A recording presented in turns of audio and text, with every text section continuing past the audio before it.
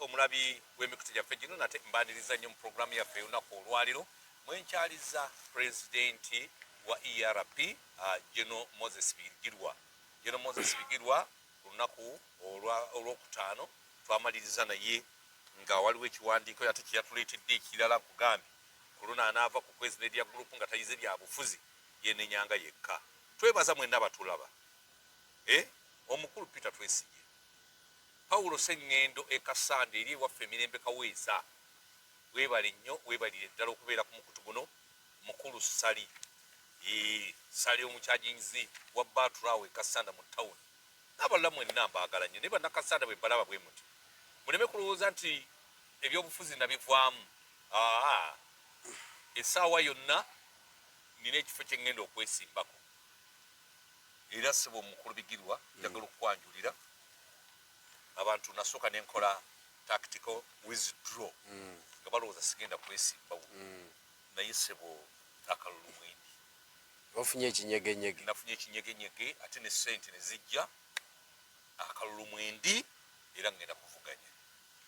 Tukwaniriza mu kisa kubanga singa nalangirira mangu amasimu n'okunsaba ebintu kwanditandikiddewo mangu naye nasooka nemba wa distance basooke babbe ku bano be batakubangako kati be batakubangako bamaze obbanuuna olwo nzija akakodyo ko kalungi era nkaagadde nnyo naye ng'abatulaba balungi nate tulibabeera basanyufu okukomawo wano every Monday ne Friday mu mbeera zonna zituba tusobodde okukomawo. Twebaza okugoberera emikutu guno okuviewinga kikulu nnyo ne commentary. Comment kikulu nnyo kubanga kitulagira ddala abantu balowooza ki ku bye twogera. So tuli basanyufu nti sofa tulaba 95% positive response. So tubebaza nnyo mu ngeri enjawulo munzikirize nebaza abantu b'e Kamuli municipality. Bantu mmwe mundi ku mwoyo tuli kulinda bulinda okwewandiisa kwali tutereeza obukulembeze obw'e Kamuli. Tugenda kuwandiisa nga 16 nga 17 batuwadde ennaku 2 nga 16 kubanga tomanya 17 bakuwamba si bakuwamba n'obula olunaku ne luziba n'oba ng'olinda te myaka egyo 5 kati tuyinza kuddamu ebyo olusooka lwennyini ffe tusooka ku layini tugende ndikubiriza abantu mwena abakaweza emyaka 18 abatafuna mukisa kwewandiisa ku mulundi gule abali kwenda okukyusa location wemulondera ng'oli kwenda okuyida mu Kamuli municipality olonde Bigirwa ida wewandiise buno n'obwire mwidde mwewandiise tusobole otambuza tutambuza ekintu kino. So mbagaliza programu enungi basebo ne banyo. Omubaka Kabaziguruka yatwala omusango mu kooti nga awakanya ekya kooti y'amagye okukola okuwozesa abasivili wetujjidde olunaku olwaliro ku mpewo nga omubaka Kabaziguruka yagenda mu kooti n'awaaba omusango oguwakanya kooti y'amagye okuwozesa abasiviliani era kooti ya ssemateeka bwe yataputa negamba nti kooti y'amagye tekkirizibwa okuwozesa abasiviliani. Kaakati gavumenti nejulira Attorney General saabalamuzi yawadde ennaku z'omwezi 3 omwezi guno ndoza lwe Lwokutaano if not Thursday like a Thursday okuweerako ensala ye ku musango. Olowooza kiwa kifaananyi ki mu kiseera kino nga Kizza Besigye akyali mu nkomyo naye ng'ate civilian newankubadde nga balabaga nti mujaasi. Mama Nalweyeso yagambye nti ebya Kizza Besigye mubireke oyo ffe tumanyi kyali ng'alinga agamba nti oyo mulwanyi bwe tutamuteeka mu kkomera eggwanga liyinza okufuna akatabango nga tetunabagenda mu kiwandiiko kyaffe. Twagala osooka otukubira ettooki mu nsonga ezo manyi Mukama yakutuwanga kirabo osooka n'okola analysis abantu bonna gye basiima ekyo ne tukiteeka wali. Olwaliro Bishop Onesimus ne maama we ne mukyala we Florence bagenze okulaba ku Dr. Kizza Besigye. Kizibu nnyo okulaba wano ba Bishop baffe nga bagenze okulaba omusibe.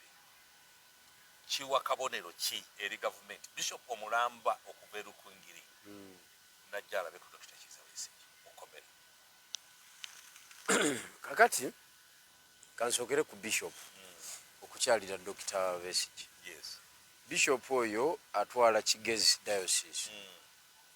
Kigezi Diocese Dr. Besigye akola ki? Java jasibuka Rukungiri. Unlike other regions, naddala Buganda and Busoga.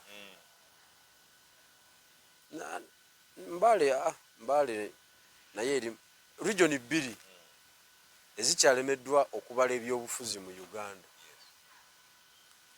Region 2 ezikyalemeddwa okumanya nti tulina okuzimba abakulembeze ne tubalwanirira mu mbeera yonna. That is Buganda and Busoga. Other regions zi protecting aba leaders bayo. Zibalwanirira. Era eyo Kigezi sub-region. Boddako emabega kati. General Museveni we yagoba Tumukunde. Tumukunde yava Rukungiri. Yasituka. Rukungiri yasituka. Ebibaasi ne bimalira wali Ntebe. Byonna byasituka. Ne bigamba muzeeyo obadde ki. Abaana betwakuwa. Abaana bewakuba nabe mundu eruwero obadde ogamba otya. Omwana waba ine ensobi gyakoze gitereza mwawo katini utambule. Era bwe kyali ku Dr. Besigye mu 2000 ng'avudde mu ki mu NRM. Abataka beeri basooka kusituka nga baagala mutabanyi waabwe asigale mu ki mu kintu. Tobaza mu lutalo ng'ate baluggusa. Ate batandika olupya. Era jjajja bamugambirawo nti ssebo omanyi eri waliyo abalaalo jjajja baawuliriza. Abakadde abo bakwata emigo gyabwe n'enkofiira eza laawundi n'ekooti ezimira obugalo wano eziriko obunankanyi obulaga nti mpya. Buno tebabuggyako nti baabalaalo. Obulaga nti mpya gitaddemu yakukyala ne gambutusi ne balinnya paka Ntebe. Ne boogera olunyankole ne balumalayo. Abalonyalwana ne balusimulula. Naga kiki lwaki okwata ku ki? Ku mwana waffe. Okooyo okulya okoze eki lwaki oyuza ekintu. Ate nga kikyasoboka okuliika. Lwaki otugoba ku lujjuliro? The same applies to General Kale Kayihura. Jjajja bwe yamukola ki? Bwe yamutataaganya. Era baasituka okuva ekisolo. Eri wansi eri mu bafumbira. Ne balumba jjajja ne bamugamba. Era jjajja wabadde ng'atuukayo. Ng'era bamugamba nti ebyo byonna obyogedde jjajja. Naye mutabanyi waffe ono. Ensonga tugyogeddeko atuyagala kusiibula. Era baalumba nga bamuggalidde. Ne bwefuuka ne jjajja. Jjajja ne bamugamba va mu ebyo. Eno gavumenti. Tojja gimalawo wekka. Ekyo tekisoboka mu Buganda, tekisoboka mu Busoga. Tebafiirira bantu baabwe. Mu Busoga waliyo omusajja gwe baakwatawo juzi. Kanso balondemu. Nti yatwala obuwumbi ku Bachina. Bidiru birala bya gold bidiru birala nnyo sina bya gavumenti naye ssebo aba gavumenti be bamuteekako ekikono. Abasoga baasirika. Abasoga baasirika. Kyokka nga balondemu amaanyi agayina buli kintu kyonna akiyina bakoledde abayina babakoledde abamulidde mu ngalo bamulidde mu ngalo. Abasoga baasirika. Bwe bagobye ono abadde executive director Kisaka tewaliwo omusoga yavaamu mu kigambo nti jjajja okola otya ekintu module eyo. Because Busoga si ye nannyini gavumenti eno. Eyinza okuba erina bamembers abagirimu ne gavumenti si yaffe. Kikitegeeza kubanga ekintu ekitali kikyo nga bakukozesa bukozesa oli mukozi wekyanga katono nga house gaalo tasobola kwekyangira mu nnyumba olw'okuba afumba bulungi emmere ng'omwana waawa owawaka right sisizo ezimu kati Busoga Buganda ebizibu tubifaanaganya tetuzimba bakulembeze tetuprotecting abakulembeze anti ate abadde ajoga naani era abadde ajoga na mukazi we abimale Mengo tesobola vuva mu kigambo Busoga Kingdom tesobola vuva mu kigambo bukatiriza esirika busirisi paka lw'obimala obyemalira weka naye bali abasajja bamanyi gavumenti ebaasi bbiri zisituka abantu 69 times 2 abantu 136 olwo olukiiko luba lw'amaanyi ngati waliwo abasimbulidde ne Kampala ne babeegattako olwo olukiiko sebo ozuzumba nalwo agawaayo omusajja kankoleki nga baze kwogerera muntu ogu nga zivudde lukungiri kati obuufu bwebwo Bishop muyazitukidde ono omwana waffe yabadde atwogerera mu bya Uganda Besigye mukristaayo nnyo Church of Uganda Church of Uganda tiimu yonna ya gavumenti ya Church of Uganda obadde kiggwe Church of Uganda buli Sunday basabira General Museveni vice we mukyala we Prime Minister Nabbanja bakabinet minister speaker ayo tebatera muteeka bamuteekamu babisengeka muli mu bitabo by'okusaba ndoze ne Busoga babiteekamu basabira buli muntu alina akafo watudde paka ku chairman Lusiwa n'abakulembeze bonna era ze nalinga mpaka nyesaala eyo buli dakiika nga njiwakanya nga bwe tutuuka awantu awamu nga nze nsirikamu okiwulidde Museveni newankubadde nga ovuganya naye byakola kati bye bikukuumye okusobola omuvuganya singa taliiwo osanga tesinga birala sajja omuwulira yeewera kutemako bantu mitwe gwengozanya wanika bantu kalaba tomanya singa oli Kenya oyinza okubeera omutu Kenya nno si kumpi ugende Kenya agezeko nga akusinga okusabira Museveni nakyo kikulu nkitegeredde kuggwe kati oyo Bishop abadde tasobola kutuula eyo Kigezi nga Dr. Besigye ali Luzira n'atajja kumulaba tekisoboka because bo bainvestinga mu tiimu zonna mu gavumenti mwebali ne mu opposition bawuliziganya nayo tomanya Katonda bwagera ki ebibye bano babadde onafuya ne bakola ki ne bayimuka kakati kyekyo kye bayita having the government oteeka okuba nga obwongo bwammwe bukola nnyo nga bwanjawulo unlike Buganda ndi Busoga olutalina kye tumanyidde ddala ku bintu bya gavumenti muyina kubeeramu n'abantu nga muba bammwe ng'abantu abo tebagenzeeyo ku lwabwe nga bagenzeeyo ku lw'abantu kati kankubuulire omanyi kye kitegeeza ebbaasi bbiri okusituka ne ziva Rukungiri oba ne ziva Ekisolo zize kulwanira Kayura Kayura n'addamu n'atereera ayinza okwerabira ekitundu kye gwe okimanyi nti ebusoga NRM yakuba kadaaga nemuteeka wali ng'eyambisiddwako basoga okumukuba gwe omanyi kye kitegeeza okumanya abantu okutegeera kwa njawulo gwe omanyi kye kitegeeza gwe okuparticipatinga okugoba omuntu mu kifo eky'amaanyi oweewammwe nga kidandala bwe yakuba Lukwago lindako katini olwo terwali lutalo naawe nkuleetedde ekizampa ey'amaanyi omanyi omusoga okuparticipatinga mu lutalo olw'okukuba omusoga sipiika omuntu ow'okusatu mu gavumenti hierarchy omukuba aveewo nga toyina busobozi buli pulesinga muntu oyo ne gwe bagenda okuzzaawo si wuwo ekyo mwankole tekisoboka ate kisoboka ate kitya nti baparticipatinge mu kuba niba baminisita kati okuba etayebwa mbu omugyewo nti omugyewo example yatayebwa nti bali ab'enankanya ab'emitooma bakuwagire tekisoboka oba nkola yonna kubanga bo bamanyi kiki kyekitegeeza okubeera ne gavumenti, kiki kyekitegeeza okubeera ne sipiika. okimanyi nti singa teyali Kadaga singira mukyabonaabona n'ekidyeriwa ne Kayunga ate singa tukyayita Jjinja Isaac Musumba yabeera mu buyinza kiki eyagasa Kamuli abo bonna bonna no babeerangayo lwa Kadaga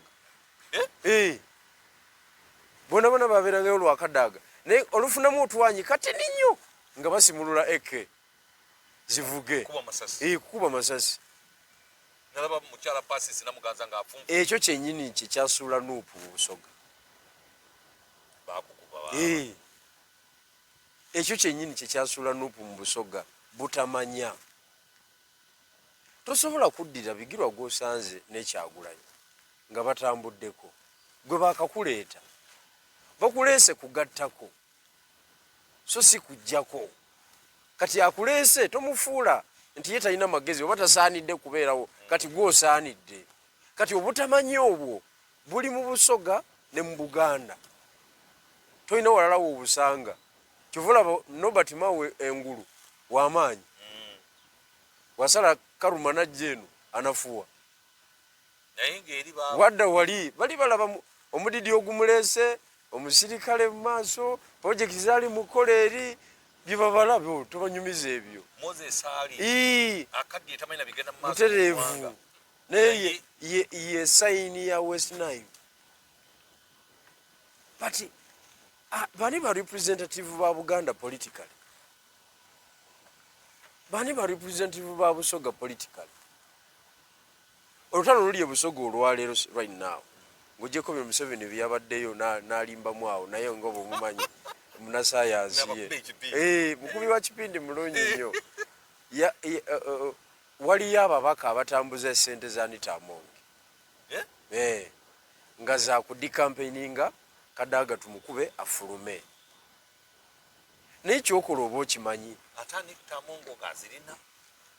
anti ye alwana n'okuzita n'azita ne zigenda mu lutalo ate Kadaga taziteezize simanyi naye Busoga nga bagamba Kadaga tata ssente mu lutalo simanyi ate ng'azirinda naye simanyi kuba nze mbadde sizanyirangako mu ttiimu ye nnyo naye nga byakola mbiwagira y'omukuba ndi mutabanyi we wasinza agamba nti we are the same level we are not ndi mutabanyi we era nange byenkola abyagala simulwanyisa ate mwagaliza kubanga ayina wabatuusiza kati ntunuulira abantu agaka tumukuba aveewo bwe bwobutamanya obuwandiike ne mu bitabo obuli mu kusigibwa mu bantu baffe ab'e Busoga ne mu Buganda njagala okutegeeza politics abanga extended family taata ayina abakyala basatu kati nga nze yakulira mu extended family woba maama wo taliiwo nga maama wo taliiwo okulyako kuba kutono tosobola kukkuta nga tolina kukiikirira ku lujjuliro wali okutuusa eddoboozi lyo okulyako kuba kutono tebaagala kumanya oli maama mukyala muto kaky'abaana be baba nga banyirira era omanyirawo nti kano maama wako taliiwo byebyobufuzi siryerabira lwaŋŋamba ti mwali ku lujjiro mwali mulya kawunga twali tulya mmere ya kalo ako kasala nasalamu emirundi ebiri ne kaggwawo ng'abalala babadde batwala supiidi nene ndi myaka 5 maama taliiwo kakati byebyo kyova olaba nga kaweddewo nentunula bweti nembeera nga oli era okaaba bukaabi okavuka binaye nga ani agenda okola ki kati ofunamu ate empi kireme tukabirira kino ekyo kimaze okulya emmere ate kitukabirira tolina kuwolereza ku lujjuliro byebyobufuzi era abantu njagala muyige konsepti eyo ndeese ekyokulabirako kyosobola okutegeerama nga tolina kuwolereza ku lujjuliro tosobola kulya kyova olaba ogenda ebusoga ng'obwavu buki ate n'ogenda ekabaale nga tebuliiyo kabaale kilomita kumpi 7 wano kilomita 5 tetuli ku lujjuliro tuzimba kapasite tuwere ku lujjuliro tiimu mugikuba mugijjayo ate bwe bagijjayo abagenda ku lujjuliro bava walala ne mu position bwekiri abasoga abatategeera bakubanze muno abavuka mu meeting awo ku radio awo bakereranga kunze nga tebamanyi nti nze gwe bajjako amaanyi tebamanyi gye twatandikira n'ekyagulanyi politically ng'ekibaluma kubeerawo ogenda okulaba Kyagulanyi akukubidde essimu nga tasobola kubakubira kuba tabamanyi nnyo kikibatawaanya kubeerawo nga balaba gwe tewetaaga kola appointment okulaba omukulu meeting eggwa mwe muyingira mu nnyumba okwogera ebisembayo ebibadde mu lukiiko nebibadde kye bitegeeza omusajja omusiraamu abimanyi ne bagamba ono omusajja yatugendako nnyo tulina omukuba akole ki kumbe nabo beekubiramu be bali abasoga abaagira olugero nti omuntu omusirusiru omugwagwazira mu magezi noye atema olusaga kwakoze ki kwatyaime kakati busoga olina kyolabayo bona tebayiika nze yabawanga vayi tewali gesi yawedde emirimu wali ekamuli municipality bwosanga akavubuka akeyita mbu ekakyamani kanuupu mu kamuli municipality abantu bagavuga kino ekibiina kyagwa dda bwekiti ono ye kyamani wa nuupu kwegamba naye butamanya kati bishop oyo ajjayo concept ya ERP eya regional political empowerment mu region yaffe ono munene tetuyinza kumukkiriza kubeeru komera eddoboozi tulina okulijjayo mu region yaffe tulina bye tutuuseeko bingi nga yabikoze eki nga yabitutuusizaako therefore tulina okustandinga naye that is regional political empowerment kakati ebintu kati ebigwawo mu Uganda byonna bimaliriza bikomyewo mu concept yaffe eya regional political empowerment bimaliriza bikomyewo nga mwe bitudde bwe pa katiba bijjaamu yes kubanga abantu bangi bibasibye bishop bameka abagenzeeyo eruzira okubalaba nga wano mu Buganda nti basituse wano mu Buganda buli omu ali ku bibye kyokka tinga ne luzira kumpi ennyo dekika ng'oli luzira niyo omusajja yavudde kigezi regional political empowerment Buganda emutaakiyige ne Busoga emutaakiyige ebyobufuzi tukkirize abasajja bave mu mayiro 5 batufuge politics bazimba muzimbe ba players bazimba bazimbe okitegeera kubanga obutamanya ne Mwankole bwalimu Ankole yagobako mu 7 mu 8 yamukuba mu kalulu ne yali ayagala otwalayo amudi struggle era ne bamugawa jawana ebintu bye tetukumanyise bu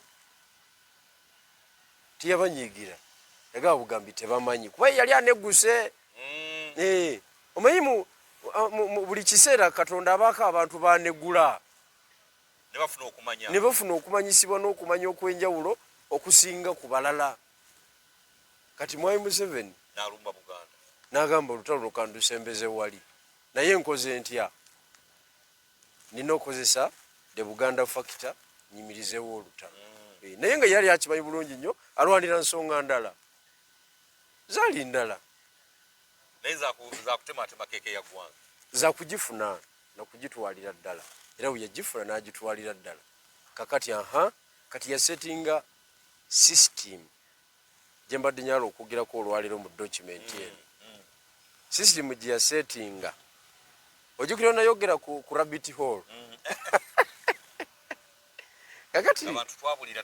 kakati rabbit hole njagala gyogerako olwaleero partly okiwulidde kuba document eno tugiyise tramped down in the political rabbit hole. Trapped down. Tukwatiddwa yes. Wansi mu binnya by'obumyu. Ekkubo tetuliraba gye tujja.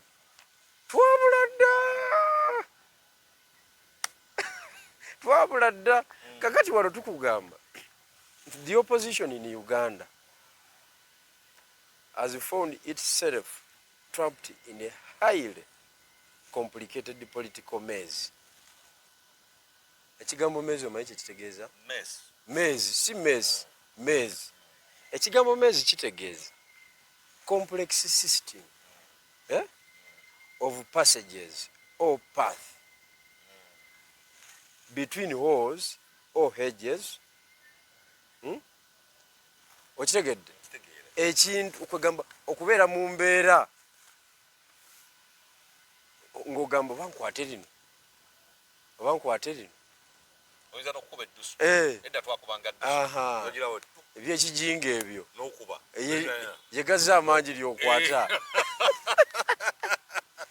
complex system gwange nga alabirira beera mu KCCA ng'alina abakyala abawerako nina mukubiranga saawa 6 ng'akyali mu tawuni okwekiro ne mubuuza nti n'okolayo ki agamba sinnakuba ddusu kandikuba endaba oba ngenda kawaala oba ngenda mu kirokole ekawempe kakati mezi kitegeeza it is designed to confuse the people who tries to find their way out.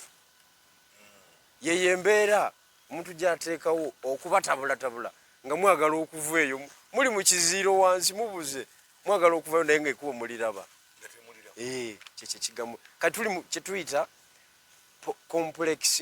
complicated political maze jaji yagisetinga atya nti carefully constructed by General Kaguta Museveni in a deeply intricate political game.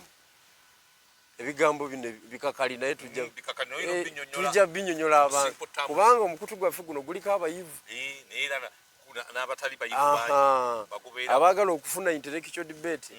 Kati intricate kitegeeza having many complexly interrelating parts oba elements oba considerations. Okubeerawo nga ebyokusalawo ina bingi nnyo naye ebifaanagana naye kuba wetwajja ku luli lyafaanana ne lino bwetwali tujja bwe tuti tojjukira nti twawetera wano nedde ssebo tetwawetera wano twayita wano ng'ebintu bifaanagana ebyokusalawo nomaliza nga tolina kyokoze eki kyosazeewo. Kati opposition yaffe gye tulimu nange mwendi ekyokusalawo ekituufu kikyatulema tusigala tufatanyayo jajja kyateeseteese kalulu kati ke kaliwo era ke tutambulira mu katiba kajja because twayingira mu bituli by'emmese mu binnya byayo ne tubulirayo. Kati ayina akatooki akatini yatumulisiza ne tulaba waawe tulina okutta ne tukomerera oyo. Kati ate ayina akatooki gwe twalirowoozeza nti ayina akatooki kati yeekengera buli kintu yamaliriza era tumwogerako wano tukugamba the opposition failed to acknowledge the strength and therefore cannot understand the weakness of General Museveni, something which ultimately led us into his crafty political rabbit hole. Kwegamba olw'okubanga twalema okumutegeera omusajja engeri gy'akolamu ebintu bye we twali tunudde amaanyi ge we gali nekitulema okumanya obunafu bwe buli ekyo kitutuusiza mu ngeri gya designingamu ekintu kye ekitubuzaabuza tewali amanyi kiddako. mu byobufuzi kasita obanga gwe tosobola kuleeta kipya kati olaba dokumenti yange eno zinatudde nenjikola ki nenjidrafting debate mpya kati kino kyekyoka ekipya ate mu byobufuzi bya Uganda abantu kibalina okutambulira ebisigaddewo byonna tewaliwo kibiina kya byabufuzi mu Uganda ng'ogyeko NRM ekijja mu press conference ne document nga kize kwogera ku nsonga ezitali mu mawulire buli omu ajja kwogera ku biriwo twiti muwozi mutamiivu yadatamidde talina mpisa kati that kind of politics tosobola kujjako General Kaguta Museveni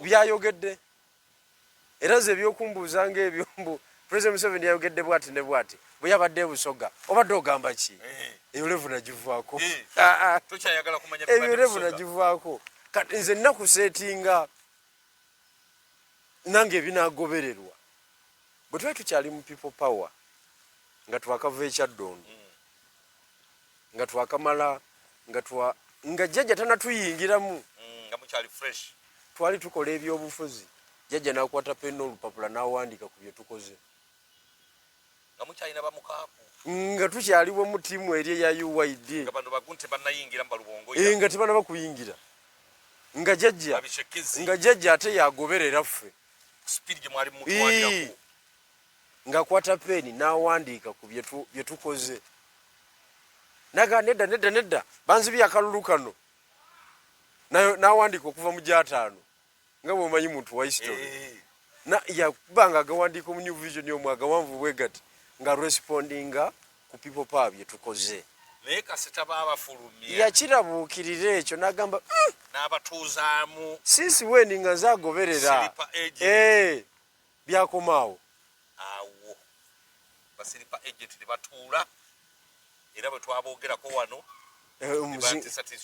omuzinga gwali guvaayo sebo si gwe weka nange abayiso baali baagala kunjoola olwokwogera ku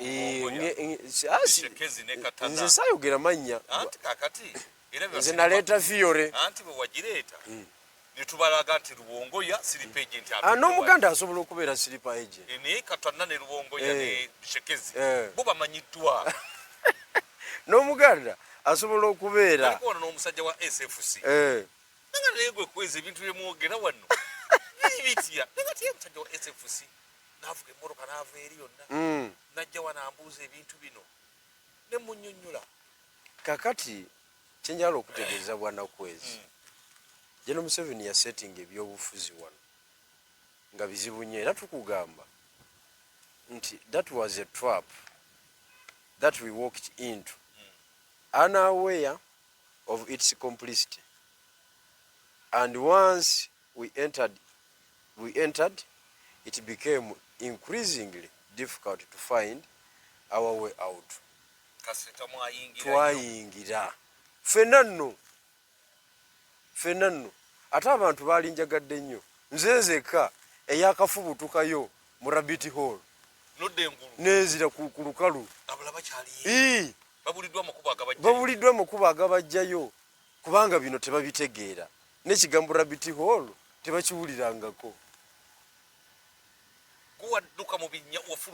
anti nze nendeeta propose egamba nti tuoperatingire mu zi region. That is a strategy against the establishment. Era okumanya bannange bakyabuliddeyo mu kinnya tewali akiwuliriza balinga baga nti amaloboozi tegabatuukako aga strategy Hassan Nsubuga yena alabikanga yavuddeyo mu kinnya bagenda mugoba mu Nuupu oyo bagenda mugoba tayinza kusigalayo ate ng'asigalayo atya Nsubuga bagenda mugoba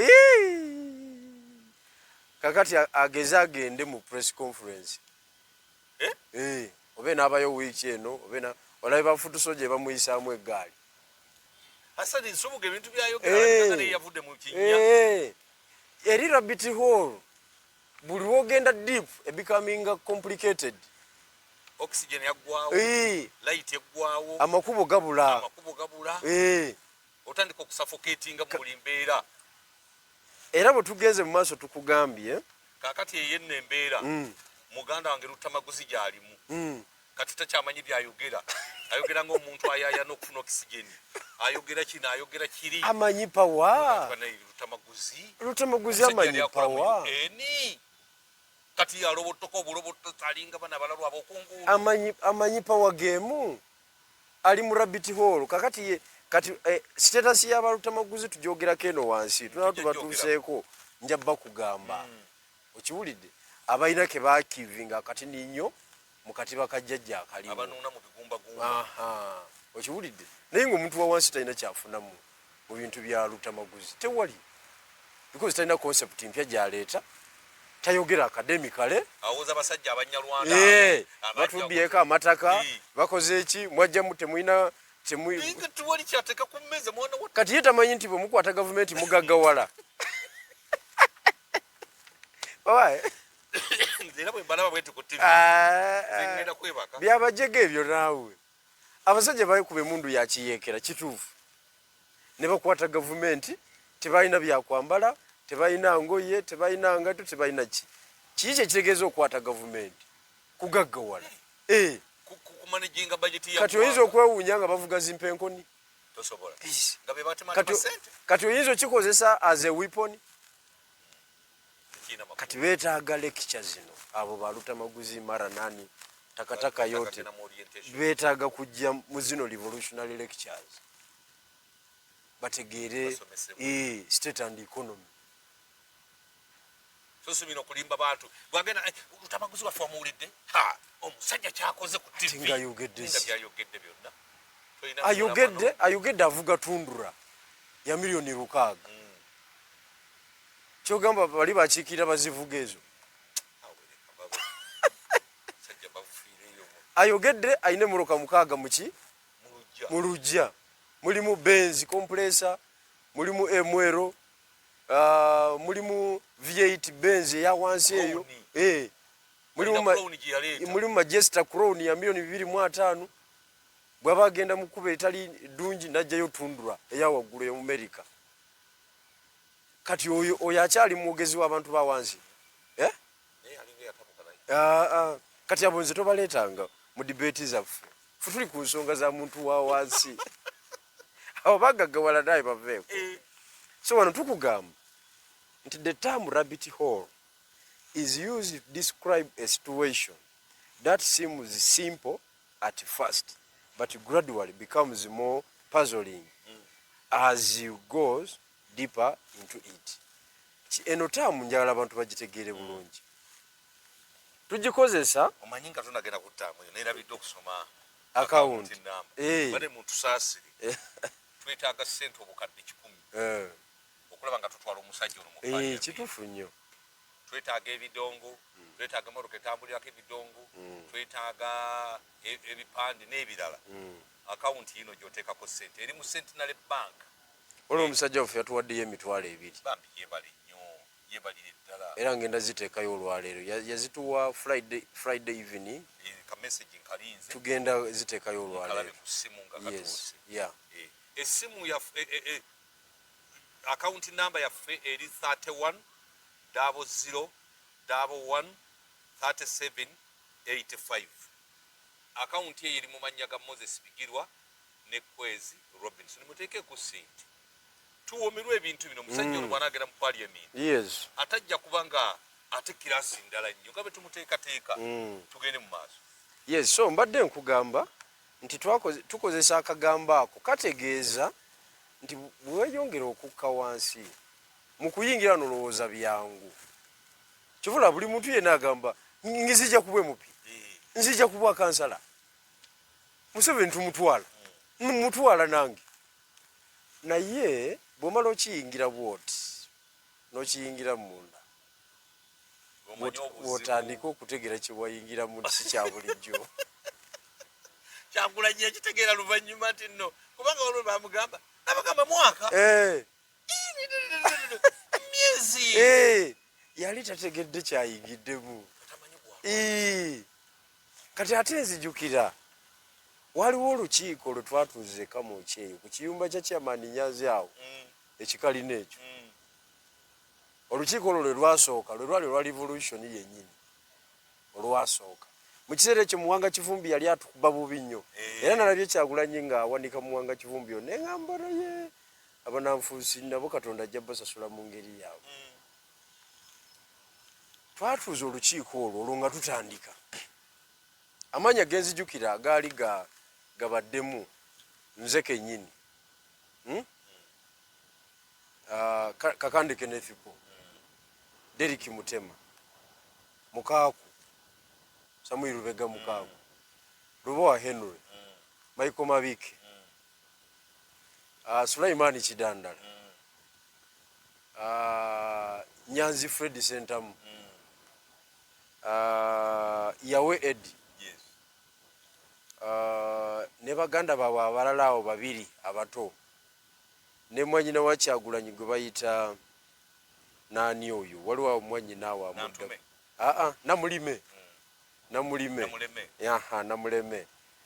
Ani omulala Kijambu Rabisoni, Kawoya Mubaraka, kati Kyagulanyi najja. Nze yali contact person nno. Ne muganda wange Waiswa yalimu. Kati ng'omukulu ankubira weebali kuba yali alina meeting endala gyakola ki gyavaamu. Ne mugaba bakoze eki weebali batuuse. Kati yalwalwamuko ne bagala n'okwekyanga ne bagaba naye tutandika butandisa ekintu kino mugumiikirize omusajja ajja okiwulidde ng'obubaka babujja kunze ssebo omusajja akola ki omusajja nga ne Chairman Nyanzi tamanyi bigenda mu maaso. Maama we najja eyasikira omugenzi Nalunkuuma amuzaala yalulimu olukiiko. Omukyalo oyo n'alayiza mutabanyi we n'agamba mutabanyi wange okkiriza okugenda mu bintu bino. Yamubuuza emirundi eki okkiriza okugenda mu bintu bino byo bimanyi bulungi nnyo. N'agamba maama we nti maama bwe mba nga neetooloddwa abasajja bano benda bawa n'abalala abanajja tugende tununule eggwanga lyaffe ebisigaddewo Katonda alikola ki alitulamula. Bye byali ebigambo bya Kyagulanyi. Mu lukiiko olwo kyenzijjukira Muwanga Kivumbi, Betty Nambooze, Ibrahim Ssemujjunganda, Paulo Mwiru, ani omulala awo baali batukuba wansi ne waggulu naye nga ali ku front y'otukuba ye Muwanga Kivumbi. Kakati mu lukiiko omwo ne tukola analysis ku Muwanga Kivumbi eri yennyini eri deep kuba ffe twali tumumanyi tubadde naye mu UYD byayagala ne byataagala tubimanye nwana ye tugimanyi nga ye alabira ddala Kyagulanyizi Kayihura project okiwulidde ne tuganda naye Muwanga ono tumwanukudde tutya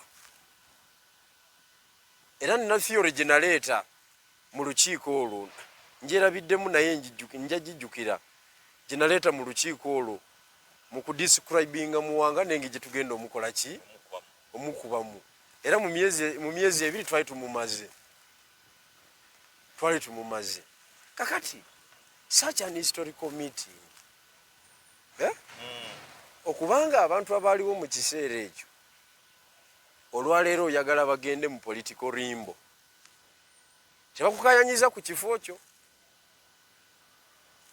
tebasabye ekyotuddemu rights zo baziprotectinga gwe n'osalawo bagende mu political limbo ate n'okwata abaali abalabe bo bosi twonna balabye Butambala balya piraawo. Kyagulanyi n'ayogera ku Muwanga Kivumbi ng'alinga ayogera ku muganda gwe yazaalibwa naye nga tamanyi jambi ya Muwanga gy'atadde wano ne ng'alaba bano yalimu obulemwa because space Kyagulanyi gy'alimu Muwanga Kivumbi yali amanyi nti be bagiddamu afuta Dr. Besigye ekyo tekinaba nakuvaawo. kati nalabye Kyagulanyi ng'alowooza yafunye nnyo. Ffe Babigirwa tuli babi abaliwo mu mbeera zonna, ne tulyazaamanyizibwa, ne tubeera blackmailed, ne tubeera characters assassinated abaali mu eri revolutionary meeting.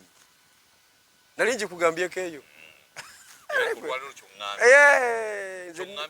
Nze nina ebintu ku mutima kuno muganda wange. Kyova olaba nagumye nnyo kuba ensi nagitegedde. Ensi ya bunanfuusi, ensi teri straight. Katonda yasettinga ebintu bye n'abivaamu. Yamala okuteekateeka ensi ye n'agitulekera tulwane. Era abeera waggulu n'aseka naga singa mbikula omutima gwono n'engula goono. Yabeera abiraba buli kintu abeera akiranaga naye kambaleke batambule, kambaleke bagende mu maaso. Ogumanyi okulyaza amaanyi Bigirwa Moses n'otuka n'ogenda eka muli okolereyo statements nti ezimusaanyaawo in the interest of the likes of Mwanga Kivumbi. It is just a matter of time. Tewaliwo kitundu kigenda kusekerera mu byabufuzi bya Uganda ng'ekya Buganda anda Kyagulanyi Robert Sentamu. Nze nkubuuliridde wano kuba abagenda kubwatuka bubi nnyo nga bwe walabe babwatuka n'empuuga. Paati endala ejja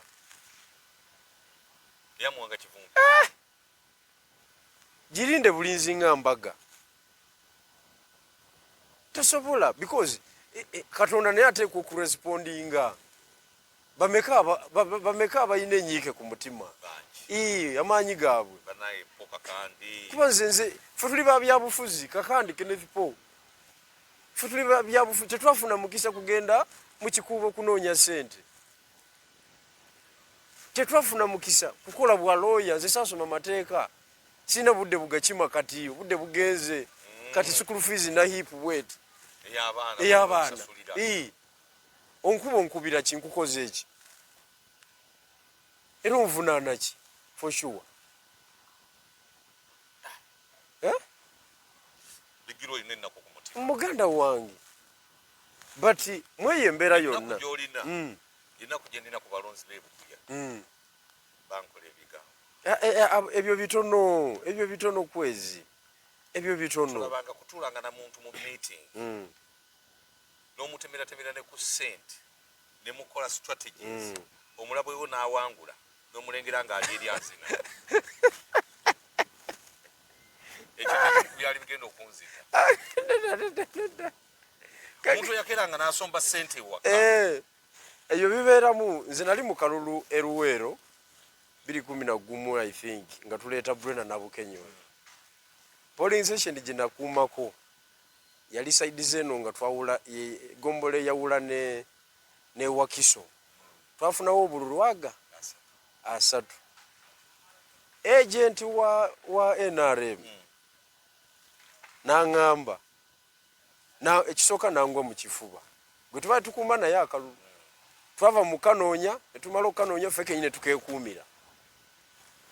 N'aŋŋamba kemufunye wano obululu asatu ng'aba opposition akalulu mukawangudde era kankuyozeeyoze mukawangudde konzireka naawe. Nze nali mpweddemu amaanyi nti ne batuwa buno.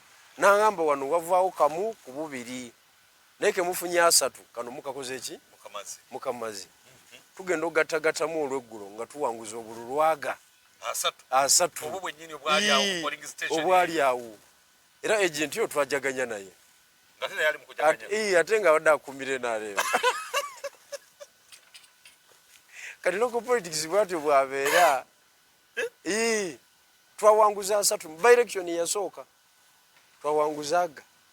Kakati nze mba nkubuulira bino ebintu mbibaddemu. I think yaliwo mu 2010. Olaba tuli bano Bigirwa nawe nkutunuulira nkutya. Oli mutuufu naye advantage olina eri egi nti omuntu gw'oli naye Bigirwa Moses gw'otambuza naye olw'okuba aliiriddwamu nnyo enkwe.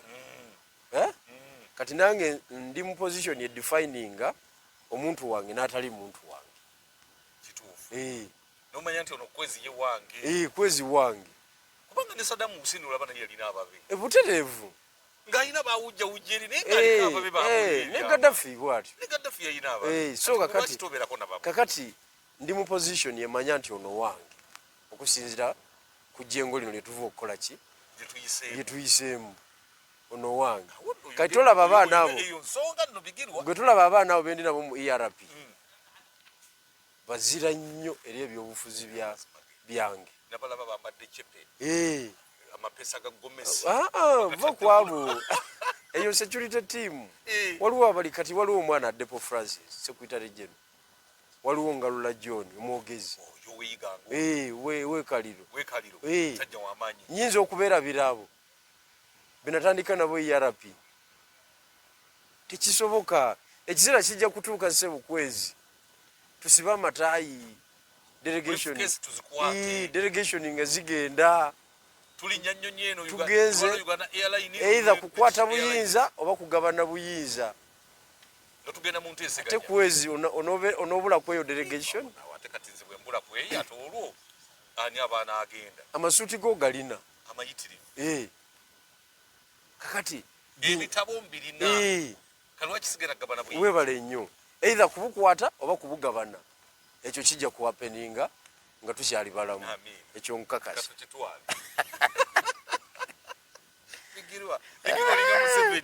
yagumyaga abasajja be mu nsiko bwe tuwamba Kampala ebizimbe ebiri ekkolola ebyo byonna anti kyekyo lwaki abantu balwana omwana n'akuba emmundu okujula okufiirawo era ekipindi kyali kyani otafiire naani ne musajja mukulu Agina Dduli nga bakuba ekipindi ekyo ekiro nga bawuta omuliro nga babeera mu siasa tupiga adui kama tunafika Kampala mtakuwa tiagiri Juma yaŋŋamba yali kaddogo yakuba emmundu munaye ekkolo yasula ennakwezi bamugjayo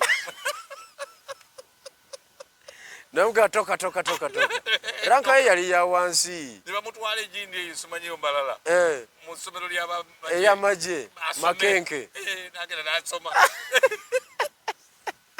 yali banyinzi amaze okubeera tyagiri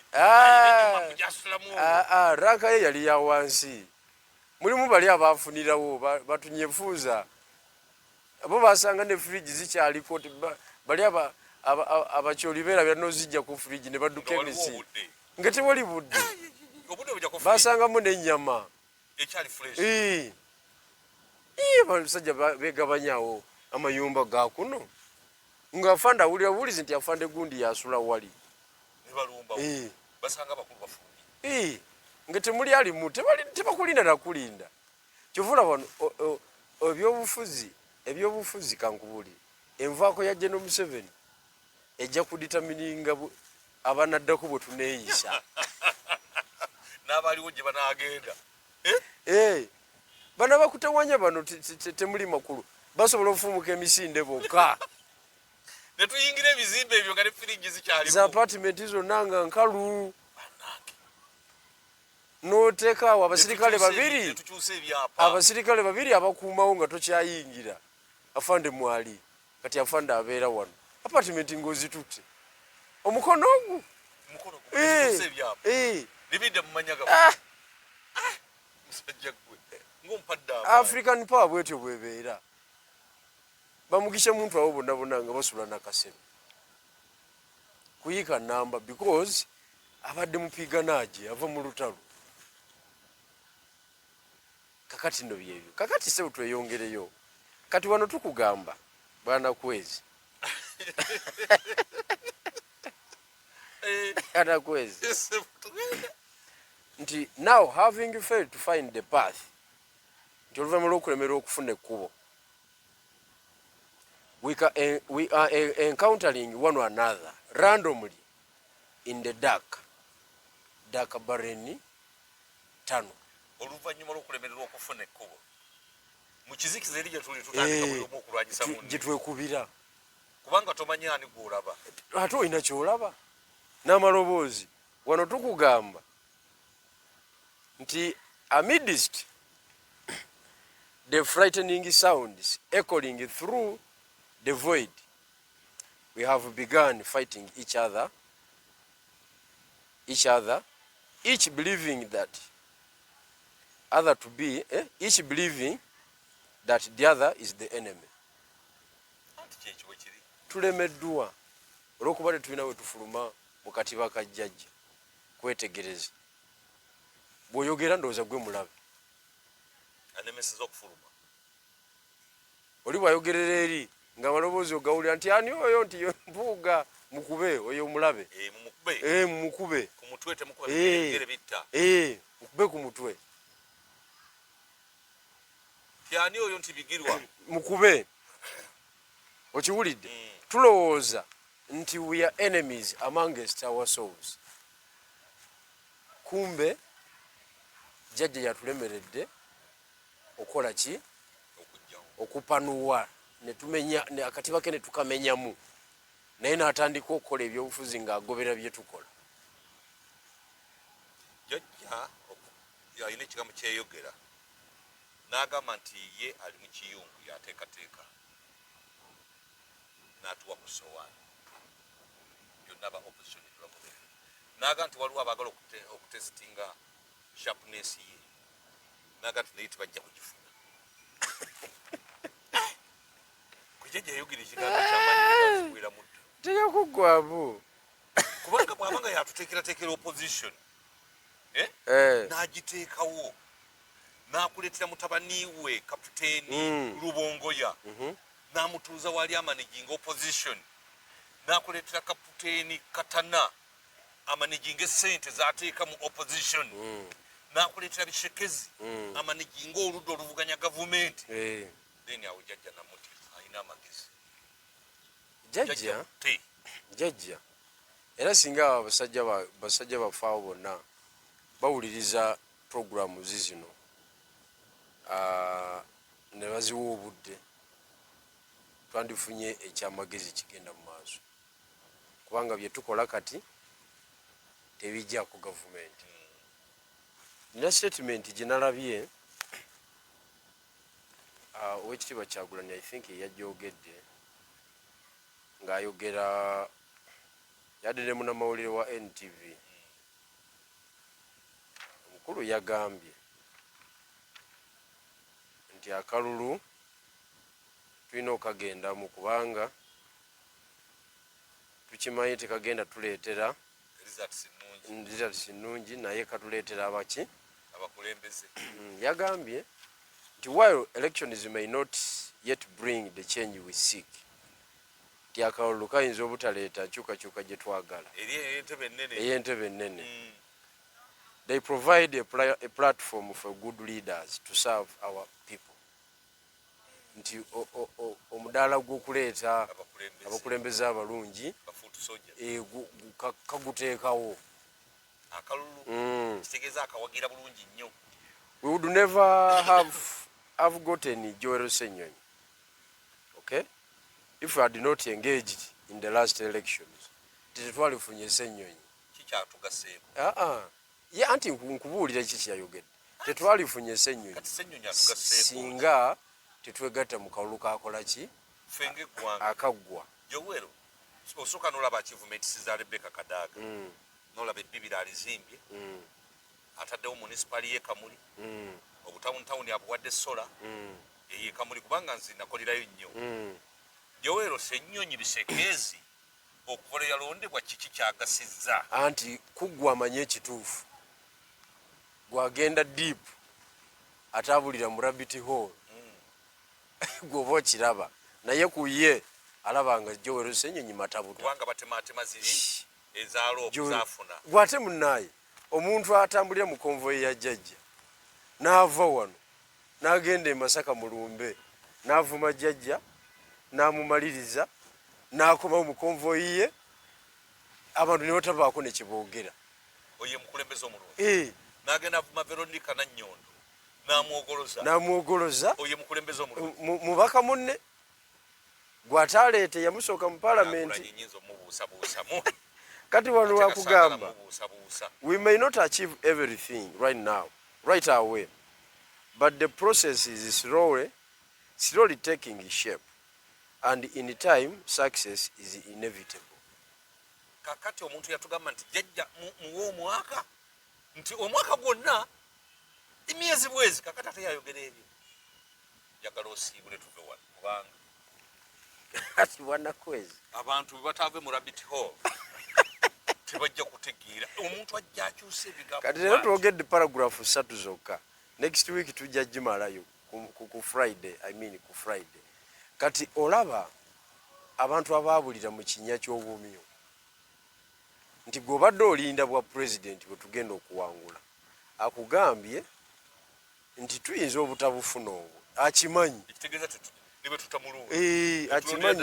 akimanyi tebuliiwo tasobola buwangu naye abantu nga Ssenyonyi tusobola okubafuna kati nze avueka muli ondeetera otya sitoleza Ssenyonyi nze atalina muti gw'amasanyalaze nze omuntu ekamuli omuntu afa ku mitwalo egi yaddeko NTV oyinza okuŋŋamba yadde sho oyinza okuŋŋamba nze anoonyeza enkyukakyuka emyaka gyonna nti tufunye Ssenyonyi yadiyadiko tugera tutambuliraawo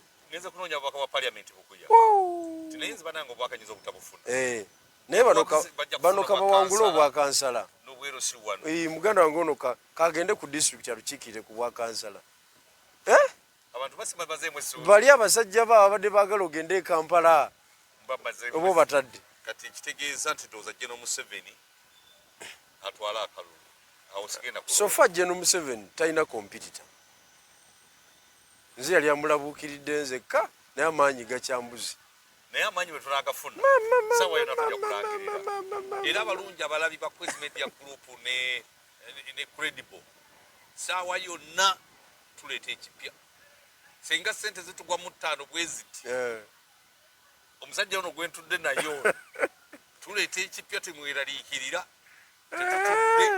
tukola kyonna ekisoboka kubanga ono yamaze okukkiriza kati oyo avuddewo abali mu diaspora ndowooza ekyo mukiraba nammwe bulabi statement yiye singa si yiye tulina kutunulira bigirwa tuli musajja mugezi nze byange birikiriya kugamba kino tekijja kukola kino kyekikola olaba bishop ava ekigezi najja alwanirire Besigye nga bano abali wano tekuli agambako nti Besigye wowai nze nkulaze region 2 ezitali mu byabufuzi bya Uganda zitulina okaka obukasi ziyingire itizi Buganda ndi Busoga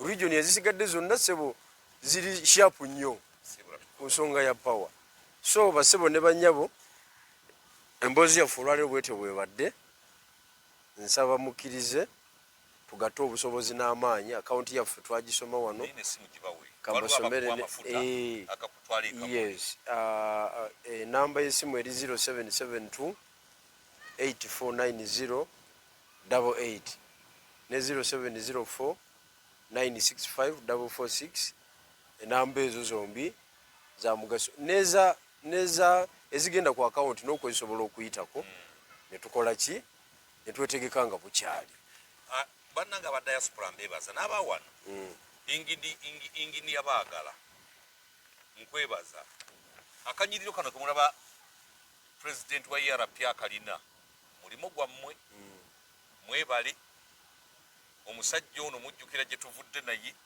ni abasajja beebaze mukoze omulimu munene ate mwongere mu gukole paka nga tugguse mbagaza ekiseera ekirungi mweraba